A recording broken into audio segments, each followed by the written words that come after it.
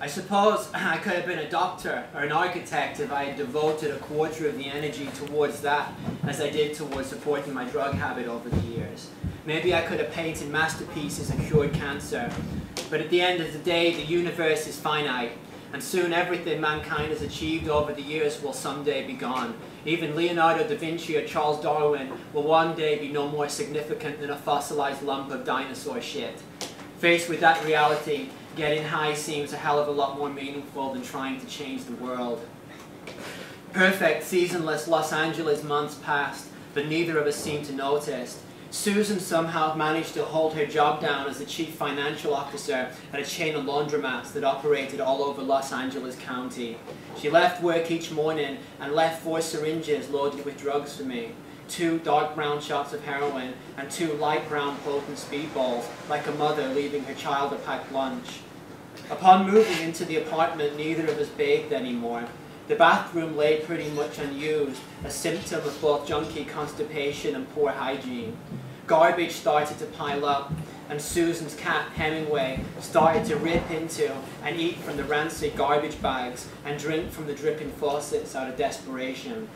The cat, as well as Susan and I, started to look mangy and ill, but without even heroin to mask the hunger pains, Hemingway started to mewl and cry something awful throughout all the days and nights. Susan used to talk about how much she loved that cat, and how heartbroken she was when its brother, Sartre, had died of leukemia. But now, if she heard the cat's cries at all, she never acknowledged them. He took to hiding away in the filth and the disarray, not even attempting to get our attention anymore. When the day came that I found him dead and starved, covered in his own watery shit and vomit under the kitchen sink, I didn't tell Susan. I threw his ruined body off the balcony for the coyotes to eat, and kept my mouth shut. Susan never once inquired to the whereabouts of her pet, and Hemingway's death remained my secret. Susan ran the job into the ground pretty soon after. She'd show up late and spend half of her day locked in the office, with her feet on her desk and her tights around her knees, looking for working veins in her inner thighs, and giving me protracted, blow-by-blow accounts of the whole process over the phone. Fuck. Oh, shit. It hurts like a motherfucker shooting down here. Oh, I can't have track marks in my fucking hands anymore. That guy in the copy room was giving me these looks. Shit. Someone's knocking at the door. Conference call, be with you in 15. Oh, fuck, there's blood everywhere. And then sometimes, when she'd get the hit, she'd nod out right there on the phone with me. And I'd listen to her softly breathing down the receiver before silently hanging up. Sweet dreams, Susan. I'd imagine what would happen on the day that someone finally forced her office door and found her, nodded out, slack-jawed, bloody legs splayed with a syringe still sticking out of her groin, and the phone wedged between her ear and her shoulder. Of course, the gig would be up, and Susan would be completely unemployable. Pedro, my first dope connection, only made the trip to our place once. He reluctantly sold me the drugs, and then spent half an hour trying to convince me to quit. You're a fucking dealer, Pedro. Why are you giving me this shit, man? Listen, you're dying. You and this crazy whore you're shacked up with ain't no dead junkie any use to me, man. And he stopped returning my calls even though I was into him for nearly $1,000 in credit. In a moment of phenomenal self-delusion, I actually believed he'd cut me off because of his concerns for my health and well-being. And then I heard on the grapevine he'd had a coke-induced stroke at the grand old age of 29. He survived, but the INS deported him as soon as he shuffled out of the hospital. The job, the car, and the apartment all vanished in quick succession. Notice to quit the apartment appeared pinned to our front door over the unpaid rent the day the laundromat canned Susan. When the notice appeared, she seemed strangely relieved. Listen, Tony, we gotta get out of here anyway. Why? What? Listen, I think the cops are gonna be looking for me soon. The cops? What the fuck happened? Stole from the company. A lot. She looked like she was about to cry. How much? A lot. Thousands? Uh-huh. Like what, 5? 10? Quietly she said, 15 at least. We both sat in silence for a moment. Oh shit, that's great. Where's the fucking money? Let's get out of here. It's gone.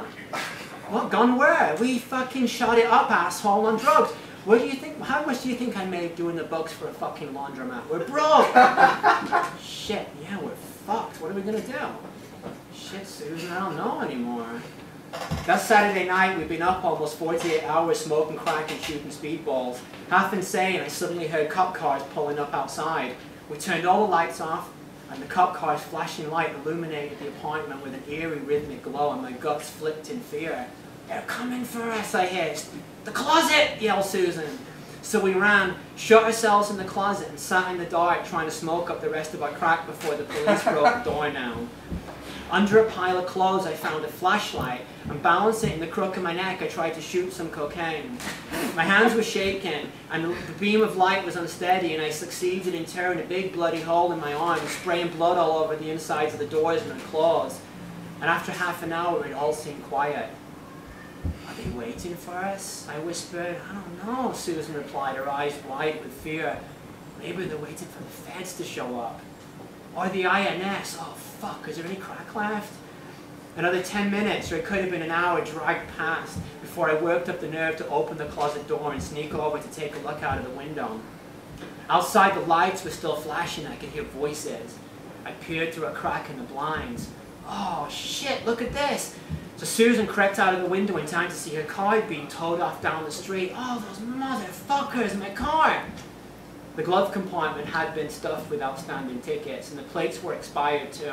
On one night, insane with cocaine, I'd removed the plates from a car parked further down the street and stuck them onto our license. They'd obviously reported and the city took the car, and we were now officially fucked. There was no place left to run. We called Susan's mother and told her what was happening. We asked to stay in her guest house for a while so we could clean up. Susan's mother was in a cult called the Forum and was an all-around nut. The whole family was pretty insane, but her mother was something else. She lived in Ghost Town, one of the worst slums in Venice.